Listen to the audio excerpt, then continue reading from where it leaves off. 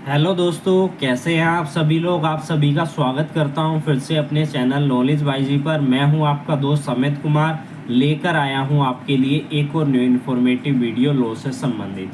आज हम इस वीडियो में आपके लिए एक और सुप्रीम कोर्ट की लेटेस्ट जजमेंट लेकर आए हैं, जिसमें कि सुप्रीम कोर्ट ने हाई कोर्ट और सेशन कोर्ट के फैसले को बदल दिया। अब यहाँ पर ये जो मैटर है ये रिलेटेड है फैमिली मैटर से। क्रिमिनल अपील फाइल की गई थी।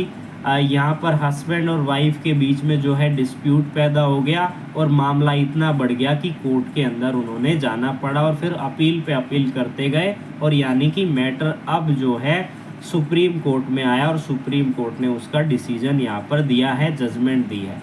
तो आप भी अगर न्यू स्टूडेंट है, आपको जजमेंट पढ़ने में परेशानी हो रही है, तो किसी भी तरीके से आपको चिंता करने की ज़रूरत नहीं है। मैं अपनी इस वीडियो में बिल्कुल इजी तरीके से आपको लॉ को समझाऊंगा, क्या फैक्ट थे उसको समझाऊंगा, क्या कोर्ट की फाइंडिंग थी, क्या आर्ग्यूमेंट की गई अप्लीकेंट की तरफ से और रिस्पोंडेंट की तरफ से, उसके अगेंस्ट में क्या आर्ग्यूमेंट की गई और कोर्ट का क्या लास्ट कंक्लूजन निकला जिस पर कि फैसले को बदला गया। तो स्टेप बाय स्टेप समझेंगे, वीडियो को एंड तक जरूर देखिए, तभी आपको कंसेप्ट समझ में आएगा। जैसा कि मैंने कहा है कि ये क्रिमिनल अपील फाइल की गई अप्लीकेंट के द्वारा। यहाँ पर जो सुप्रीम कोर्ट में जो अप्लीकेंट है वो हस्बैंड है और रिस्पोंडेंट यहाँ पर 3 है। Respondent number 1, respondent number 2, respondent number 3। Respondent number 1 जो कि वाइफ है और रिस्पोंडेंट नंबर 2 और 3 वाइफ के जो है साथी है, वो भी महिलाएं हैं और वो साथी हैं। उन्होंने सहयोग दिया है इस क्राइम को करने में। तो सबसे पहले ट्रायल कोर्ट में फैसला चला, ट्रायल कोर्ट में ट्रायल चला। उसके बाद यहाँ पर सेशन कोर्ट में एक रिवीजन पिटीशन डाली गई। उसके बाद हाई कोर्ट में अपील फाइल की गई। उसके बाद अप्लीकेंट यानी कि हस्बैंड ने सुप्रीम कोर्ट में अपील फाइल की हाई कोर्ट और सेशन कोर्ट के डिसीजन के अगेंस्ट में। अब समझ लेते हैं यहाँ पर इस केस के फैक्ट क्या थे, यानी कि कब शादी हुई, कब क्या कन्फ्लिक्ट पैदा हुआ, किस लॉ का इस्तेमाल किया गया, उस चीज़ को जो है स्टेप बाय स्टेप समझते हैं। तो हस्बैंड और वाइफ एक दूसरे से जो उनकी जो शादी हुई थी वो 2018 में हुई थी, और वो दोनों जो थे शादी हुई थी उनकी 2018 में, और शादी होने के बाद दिन ही उन्हें पता चला, जो हस्बैंड था उसको पता चला कि वाइफ तो ऑलरेडी मैरिड है और उसकी जो मैरिज है वो डिज़ोल्व नहीं हुई है, यानी कि वो पहले से शादीशुदा थी, उसका एक और पति था, लेकिन उसने डिवोर्स की जो ऑर्डर की कॉपी है वो झूठे रूप में दिखा दी हस्बैंड को।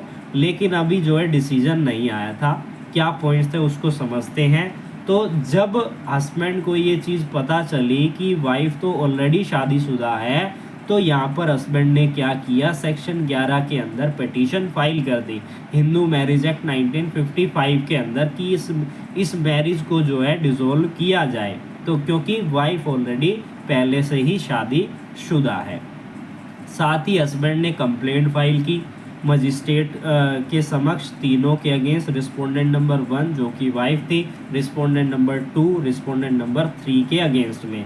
और उसमें एलिगेशन उन्होंने लगाए, कुछ सबूत यहाँ पर हस्बैंड ने दिए रिस्पोंडेंट्स के अगेंस्ट में, जिसमें कि मजिस्ट्रेट साहब ने कॉग्निजेंस लिया और उन्होंने यह कहा कि वाइफ और उनके साथियों के अगेंस्ट में केस बन रहा है। किस किस सेक्शन के अंदर केस बन रहा है, वाइफ की बात करें तो वाइफ के अगेंस्ट 494, 420, 120 BOF IPC के लिए ऑफेंस बन रहा है, उसका ट्रायल यहाँ पर चलेगा। उसके बाद R2 और R3 के अगेंस्ट 420 और 120 IPC का ऑफेंस जो है बन रहा है। अब ये सेक्शन क्या कहते हैं, थोड़ा सा इनके बारे में समझ लेते हैं ताकि आपको पता चल जाए। सेक्शन नंबर 494, जब कोई भी बाइगेमी का ऑफेंस करता है, यानी कि कोई पहले से ही शादीशुदा है और वो फिर से शादी कर रहा है बिना डिवोर्स ले, तो बाइगेमी का ऑफेंस बनता है उस पर और सेक्शन 494 अप्लीकेबल हो जाती है। 420, चीटिंग, आपने वर्ड सुना होगा, चीटिंग करना किसी के साथ, जो कि 419 में है। लेकिन 420 चीटिंग का क्या मतलब होता है, 420 में आप किसी को धोखा देकर कोई भी प्रॉपर्टी आप हथिया रहे हैं, कोई पैसा उससे हथिया रहे हैं, यानी इंड्यूसमेंट करके आपने उससे प्रॉपर्टी या पैसे को हथिया लिया, तो आपको आपके ऊपर 420 सेक्शन लग जाएगी। आपने 420 से की है सामने वाले के साथ में। 120 बी ऑफ आईपीसी जो बात करता है आपराधिक षड्यंत्र के बारे में, यानी क्रिमिनल कॉन्स्पिरेसी।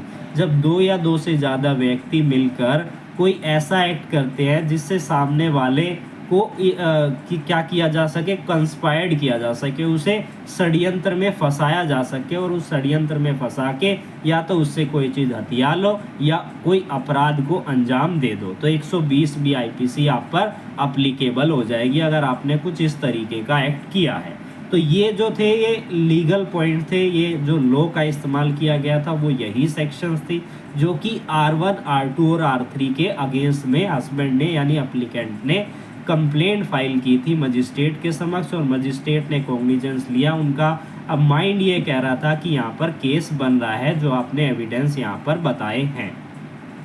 उसके बाद क्या होता है कि जब ये मजिस्ट्रेट के समक्ष मामला आ जाता है तो ऐसे में मजिस्ट्रेट साहब ऑर्डर करने के बाद यहाँ पर रिस्पोंडेंट यानी कि वाइफ की तरफ से उस ऑर्डर के अगेंस्ट में एक रिवीजन पिटीशन फाइल की जाती है एडिशनल सेशन जज के समक्ष। तो सेशन कोर्ट जो है पार्टली अलाउ कर देती है। पार्टली अलाउ करने का मतलब क्या था कि अब यहाँ पर क्या हुआ, जो वाइफ के ऊपर सेक्शंस लगे हुए था 494, 420, 120 आईपीसी, उसमें से 494 को यहाँ पर हटा दिया था, लेकिन और सेक्शंस यहाँ पर लगाए गए जिसमें कि सेशन कोर्ट ने क्या कहा कि ये ऑफेंस तो बन रहे हैं, और R2 और R3 पर जो सेक्शंस लगे थे जो ट्रायल कोर्ट ने लगाए थे सेम वही सेक्शन यहाँ पर रहे।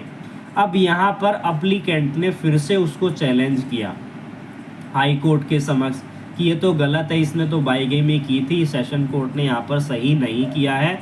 और उसके बाद दोबारा से यहाँ पर फैक्ट को मेंशन किया गया, दोबारा से जो बहस की गई अप्लीकेंट की तरफ से जो काउंसिल थे उन्होंने फिर से फैक्ट को समझाया।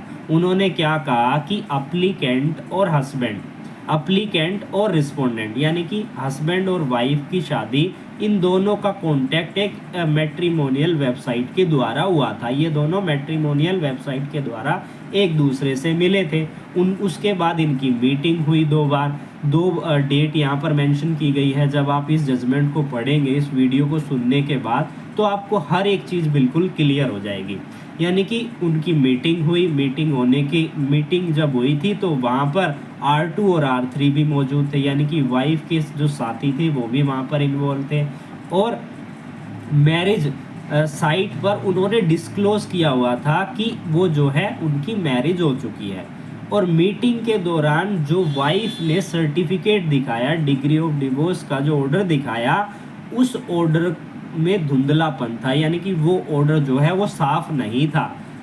जो रिस्पोंडेंट है यानी जो वाइफ है, उन्होंने अपने फ़ोन में दिखाया कि ये ऑर्डर है और मेरा डिवोर्स हो चुका है, लेकिन वो ऑर्डर जो है धुंधला था, बिल्कुल क्लियर नहीं था जो डॉक्यूमेंट यहाँ पर दिखाया गया, डिवोर्स का ऑर्डर जो है दिखाया गया। साथ ही यहाँ पर क्या कहा गया कि इस जजमेंट पर अभी जज के सिग्नेचर भी पेंडिंग है और कुछ समय के अंदर जज भी इस पर सिग्नेचर कर देंगे और हमारा डिवोर्स हो जाएगा। इसी दौरान यहाँ पर उन दोनों की मैरिज हो जाती है, यानी कि हस्बैंड की और वाइफ की मैरिज हो जाती है, अप्लीकेंट और रिस्पोंडेंट नंबर 1 की मैरिज हो जाती है। अब यहाँ पर क्या एलिगेशन लगाए गए हस्बैंड के द्वारा कि मेरे को डिसऑनेस्टली मिसरिप्रेजेंट किया गया, मेरे को फोर्स डॉक्यूमेंट दिखाया गया कि यहाँ पर डिवोर्स जो है वाइफ का ऑलरेडी हो चुका है, जबकि उसका डिवोर्स तो हुआ ही नहीं था। साथ ही उसने अपनी फाइनेंशियली कैपेसिटी के बारे में बताया। उन्होंने यह कहा कि मैं फाइनेंशियली वीक हूँ और मुझे अभी पैसे की ज़रूरत है, अभी मैं जो है दूसरे स्टेट से आई हूँ। तो उसने 2 लाख की वहाँ पर डिमांड की। यहाँ पर ये फोर्जरी हो रही है, 420 सेक्शन यहाँ पर इस तरीके से अप्लीकेबल हुई। साथ ही उसने मैरिज के लिए एक्सपेंसेस के लिए सारा खर्चा जो है हस्बैंड के ऊपर जो है डाल दिया। अब यहाँ पर आगे क्या हुआ कि जब हस्बैंड और वाइफ दोनों किसी कारण से जो है वाइफ के पेट में दिक्कत होने लग गई और वो दिखाने के लिए जो है डॉक्टर के पास चली गई, तो वहाँ पर पता चला कि वाइफ जो है प्रेग्नेंट है। प्रेग्नेंट होने के कारण हस्बैंड तो खुश हो गया कि हाँ भाई वाइफ प्रेग्नेंट है, शादी भी हो चुकी है, काफ़ी टाइम हो गया है, खुशी की बात है। लेकिन यहाँ पर वाइफ खुश नहीं थी। और वाइफ के साथी भी खुश नहीं थे, जो कि R2 और R3 थे, क्योंकि उनका डिवोर्स, जो रिस्पोंडेंट नंबर 1 है, जो वाइफ है, उसका डिवोर्स तो हुआ ही नहीं था, तो इसलिए वो खुश क्यों होंगे। साथ ही वो चाहती थी कि इसका मैं अबॉर्शन करवा लूँ ताकि यहाँ पर कुछ भी पता ना चले। तो ये सारे फैक्ट जो थे हस्बैंड के समक्ष यहाँ पर आ गए। और जब हस्बैंड ने इस बात को लेकर वाइफ से कहा, तो वाइफ ने क्या कहा कि वाइफ ने उसको और फंसाने की कोशिश की।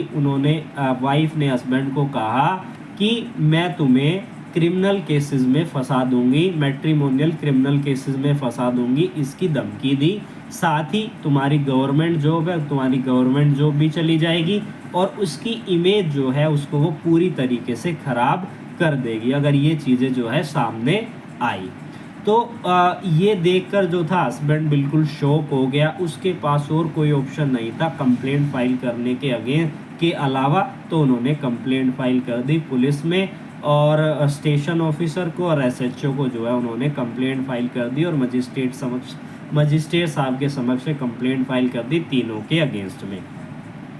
अब जैसे ही कंप्लेंट फाइल की गई हस्बैंड के द्वारा वाइफ के अगेंस्ट में, तुरंत वाइफ ने भी अपने जो है डिवोर्स पिटीशन फाइल कर दी। पहली उसकी जो मैरिज थी उसको डिसॉल्व करने के लिए सेक्शन 13 सबसेक्शन 1 के अंदर और सेक्शन 13 सबसेक्शन 1 के IA के अंदर, यानी कि जहाँ पर डिवोर्स के ग्राउंड दिए हुए हैं सेक्शन 13 जब आप पढ़ेंगे हिंदू मैरिज एक्ट के 1955 के बारे में, तो वहाँ पर सेक्शन 13 में डिवोर्स के ग्राउंड दिए गए हैं कि इन आधारों पर आप डिवोर्स ले सकते हैं। तो यहाँ पर वाइफ ने डिवोर्स पिटीशन फाइल कर दी कि यहाँ पर उन्होंने अपने हस्बैंड के अलावा किसी दूसरे के साथ सेक्सुअल इंटरकोर्स किया, तो सेक्शन 13 सबसेक्शन 1 I एप्लीकेबल हो जाता है, उस आधार पर ग्राउंड बन गया। हस्बैंड और वाइफ में से कोई भी डिवोर्स लेना चाहे तो ले सकता है। और दूसरा ग्राउंड यहाँ पर I है, जो कि क्रूएलिटी का होता है, उसके आधार पर जो है डिवोर्स लेने की कोशिश की। बाद में यहाँ पर उसको परिवर्तित भी करवा दिया, एप्लीकेशन फाइल की गई कि ये जो है हम म्यूचुअली डिवोर्स लेना चाहते हैं, जो डिवोर्स ले सकते हैं सेक्शन नंबर 13B के अंदर, जो म्यूचुअली कंसेंट होता है, जिसे कम समय के अंदर जो है कोर्ट दे देती है। अब यहाँ पर ये सारे एविडेंस आए, कंप्लेंट फाइल की गई हस्बैंड के द्वारा, जिसमें उन्होंने डॉक्यूमेंट्री ओरल एविडेंस अपने दिए, जिससे कि यहाँ पर केस बन रहा था वाइफ के अगेंस्ट में section 494, 420, 120B, 120B of IPC के अंदर, और वाइफ को ट्रायल फेस करना यहाँ पर पड़ा। इसी तरीके से यहाँ पर ये रिवीज़न पहले ट्रायल कोर्ट में, फिर रिवीज़न पिटीशन सेशन कोर्ट में डाली गई, फिर हाई कोर्ट में अपील की गई, उसके बाद सुप्रीम कोर्ट में यहाँ पर अपील की। तो सुप्रीम कोर्ट के समक्ष जब मैटर आया तो सुप्रीम कोर्ट ने ये कहा कि यहाँ पर केस बन रहा है, और ट्रायल कोर्ट और सेशन कोर्ट ने जो डिसीजन दिया कि जो ये एलिगेशन लगाए गए हैं ये वाइफ के ऊपर गलत है, ऐसा नहीं है, बिल्कुल सही एलिगेशन लगाए गए हैं। और ट्रायल कोर्ट ने यहाँ पर क्या किया, हस्बैंड की पिटीशन को अलाउ कर दिया और यहाँ पर वापस ट्रायल कोर्ट को सौंप दिया कि वो मेरिट के आधार पर इसका फैसला करें, क्योंकि यहाँ पर केस बन रहा है। ये जो अपील है इसे अलाउ किया जाता है। तो ये जो एलिगेशन लगाए गए वाइफ के द्वारा, बिल्कुल वाइफ के अगेंस्ट में बिल्कुल सही थे। हस्बैंड के द्वारा उसने इस तरीके से एक्ट किया था जिसमें कॉन्स्पिरेसी में उनके दो साथी भी मिले हुए थे, वाइफ के साथी थे, जो R2 और R3 मैंने आपको बताया है। तो इस जजमेंट को आप डाउनलोड कर लीजिएगा, मैं लिंक डिस्क्रिप्शन में दे दूँगा। मैं मोस्टली सारी चीज़ें आपको बता चुका हूँ, फिर भी कुछ चीज़ें अगर मेरे से स्किप हो गई है तो आप एक बार ही जजमेंट को स्पीडली पढ़ लीजिएगा और उसको समझ लीजिएगा। तो फिर इसी तरीके की एक और न्यू इन्फॉर्मेटिव जजमेंट मैं आपके लिए लेकर आऊँगा, जिसमें हम लॉ को, फैक्ट को, क्या डिसीजन रहा उसको समझेंगे। तब तक के लिए जुड़े रहिए अमित कुमार नॉलेज बाई जी के साथ।